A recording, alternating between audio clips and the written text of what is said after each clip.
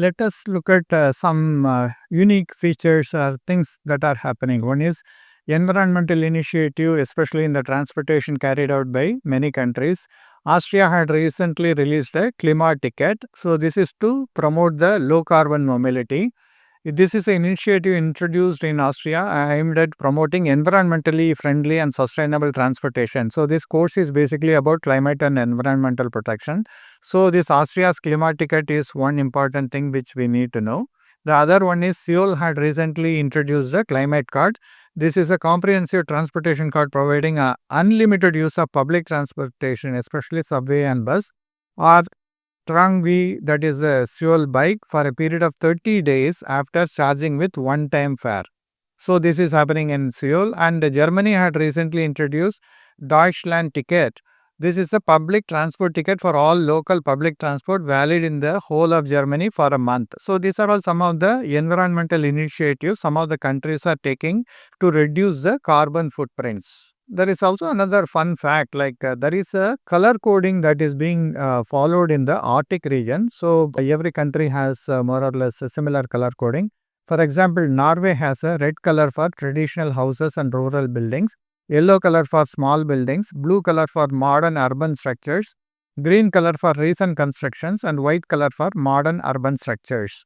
And Sweden has a red color for traditional cottages and rural buildings, yellow color for farmhouse, white for modern buildings, and black color for urban houses and contemporary design. So this is how, if you look at that particular building, you actually will know, okay, what that building is basically. Finland has a traditional rural cottage for red. So most of the places, the red color is for the traditional one, and white color is for the modern or latest one. And in some places, blue is also for modern urban buildings are given blue color. And residential areas are basically given yellow color in some of the countries. The green is basically for the recent constructions or rural houses or maybe residential homes in high visibility areas, especially in the Canada, they follow that. And white color is for public buildings or common use buildings in most of the countries. Either it is a gray or the black is mainly for the modern designs or the recent one. So roughly this is how the every country has more or less similar color coding for the various buildings that are present in the Arctic region mainly. And similarly in the Russia also, red color is for residential houses. For Greenland it is for the traditional house. In the Alaska, let's say USA, this is a residential building in remote areas. For Svalbard, Norway, it's again residential building. So red color means it's a house. That's it. Very simple to find out. And white is mainly for the community or public structures, and they may also be the recent ones. Blue are mainly the public building. So that way, when you go into any of the Arctic region, you will have the same type of color coding for the houses, so that you know which place you want to go and how do you want to go. You can easily find it out. The reason, because if it is very cold, there will not be any people on the streets or somewhere you can go and ask, because in the normal countries like India or other places, while you are traveling, you can also ask. There are plenty of people in the road, so you can ask them, okay, I want to go to so and so place, can you please tell me? So it is very easy in those kind of populated places. But in the Arctic region, if it is a extremely cold winter and other thing, you cannot see people who are walking on the roads, or maybe you won't even find people. They will be going in the vehicles. So that means it will be very difficult for you to find where you want to go. So that's the reason color coding actually helps you a lot, so that you don't even have to ask. Just look at the color of the building, then go to that particular building for that activity whichever you want to carry out. We will look at some other fun facts about movies related to Arctic. There are various movies which are either shot in Arctic or which are related to Arctic. So these movies, most of them I have actually seen that. So that's the reason I am listing. This is not the complete list. There are also other movies. Plenty of movies are taken, but most of the movies here listed are I had actually seen them. So they are really good. So the first one is the 1925 Siren Run to Gnome. That is the Togo is the dog which was husky. Basically, it is not a dog, it is a husky that was used.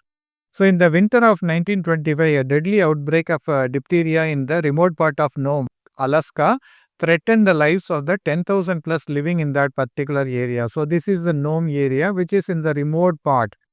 So the transport of diphtheria antitoxin by dogs-led relay across the U.S. territory of Alaska. So from here, basically, see, seaward is the place from where the gnome has to receive the antitoxin. So they wanted to go through different routes, and many processes were thought about, because some of the areas have the railroad, but the rest of the places does not have any connectivity. So it was a big challenge for the people to take that antitoxin to this particular place. 20 mushers and about 150 sled dogs travel 674 miles, that is 1085 kilometers, in 5.5 days to deliver that vaccine. This is considered as one of the biggest challenge back then, and it was heavy storm was also there. Winter was very extremely cold, but to save the life, people had actually taken the risk, and they have actually did that along with the help of huskies. So the heroes of 1925 Siren is basically a movie in 2019. So Togo is a movie. Here you see in there is a statue at the New York Central Park for the Balto, the dog, which was the main one. And there is also the another husky, that is a statue in the New York Seaward Park about the Togo. Actually, it was the Togo which did the maximum work, but Balto reached the destination, so the Balto got the name. Of course, Togo. Of course, the dogs don't ask like, I mean, you have to give me that recognition and other thing.